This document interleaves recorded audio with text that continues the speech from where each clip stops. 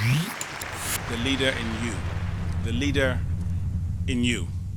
You know, there is a debate that's been going on, I believe, for centuries, in which people are asking the question, are leaders made or born? Is leadership a gift that somebody gets at birth? Or is it something that you can aspire for, something that you can strive for and actually end up becoming a great leader? I happen to fall on the latter side of this debate.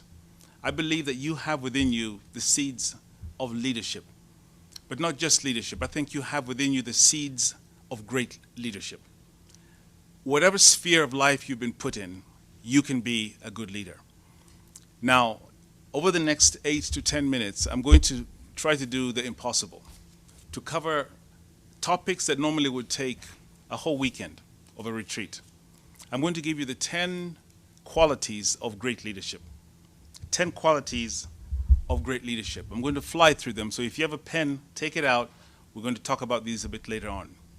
The 10 qualities of great leadership. Number one, great leaders understand themselves.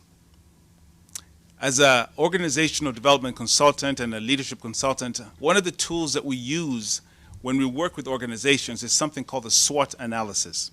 Many of you know about it. SWOT is S-W-O-T, which is an acronym for strengths, weaknesses, opportunities, and threats. What it does is it's like a snapshot. It's a picture of an organization at a given point in time, a picture which tells the organization who they are, what they're up against, and then it gives them an opportunity to be able to project a strategy on how to get where they want to go. I would challenge you and want to encourage you to do a SWOT analysis, because it is in self-knowledge, it is in understanding yourself that you can then project yourself into where you want to go. And when you know where you want to go, then you have the right to lead other people. Number two, great leaders have vision and purpose. This is an important one. I'm sure you know somebody who is in a position, a very responsible senior position, but you question whether or not they are a leader. I believe we should understand that there's a distinction between having a senior position or being a manager and being a leader. Being a manager does not necessarily make you a leader. A leader needs to have vision and a purpose. Now, I know you cannot just wake up one morning and say, today I'm going to have a vision. A vision is something that, in my opinion, is revealed, something that comes to those who seek to see what other people don't see. Because you cannot help me to see what you cannot see. A vision is a picture of what could be, a picture of what is possible. Number three, great leaders plan their lives. Now, I know you've heard the saying that if you fail to plan, you plan to fail. That is very true. But this is especially true when it comes to personal lives. In this country and in many communities around Africa, it is interesting that you will find that people will spend more time planning a funeral of a person, a man or a woman who has already died, than they will in planning their lives.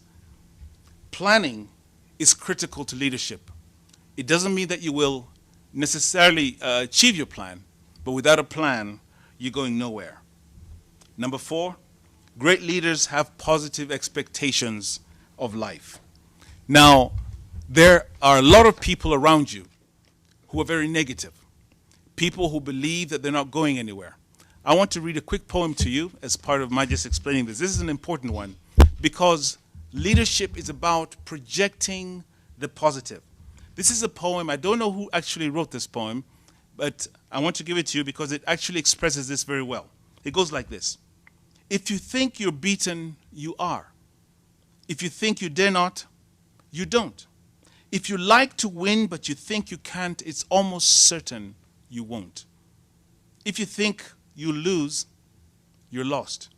For out in this world we find success begins in a person's will. It's all in this state of mind. If you think you're outclassed, you are. You've got to think high to rise. You've got to be sure of yourself before you can ever win the prize. And the last verse goes, life's battles don't always go to the stronger or faster man. But soon or late, the one who wins is the one who said, I can. Very quickly, number 6, great leaders have courage to stand for what they believe. What do you believe in? Do you have a conviction? If you don't stand for something, you'll fall for anything. Great leaders look for solutions to problems. They are problem solvers. A few months ago, I had an opportunity to interview a group of young people who were applying for a job. It was a relatively junior position. And I had an interesting interaction with two very opposite conversations. One, in a young man who looked at me and said, I want this job because I'm the oldest boy in the family depends on me, everybody's looking to me. And he was basically transferring his problem to me. The young man who followed that one, he comes, sits down across the table from me, and I asked a question that I ask almost anybody who I ever interview. And if I ever interview you, I would ask you this question. I'm going to be interviewing 10 or 15 people today. Tell me why I should hire you. The young man looks at me and he said, Sir, I may not have the papers that some of these people have, but you're not going to find somebody as loyal, as hardworking, somebody who is as teachable as me.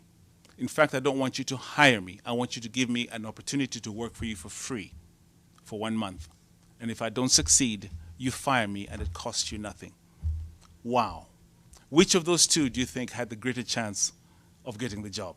I don't think I have to tell you. Very quickly, great leaders inspire and lift the spirits of others.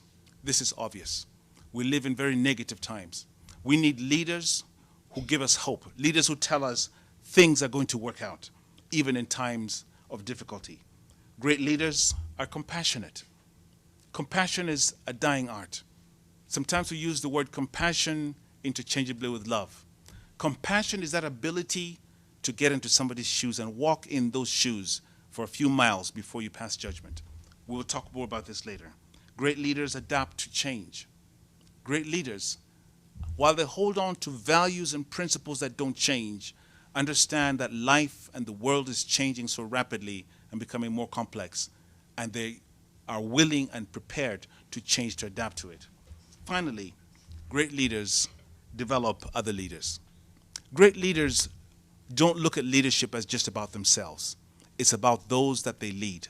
And what a tragedy that so often people go to their graves and they go with all their accomplishments and achievements, not having prepared somebody else to take over. And I close with this quote from Chinua Achebe. It's a quote that many of you know, but I removed one word and changed it. Chinua Achebe was talking about Nigeria. I removed Nigeria and I put Kenya. Listen to this. The trouble with Kenya is simply and squarely a failure of leadership. There is nothing basically wrong with the Kenyan character. There is nothing wrong with the Kenyan land or climate or water or anything else. The Kenyan problem is the unwillingness or inability of its leaders to rise to the responsibility, to the challenge of personal example, which is the hallmark of great leadership. Thank you.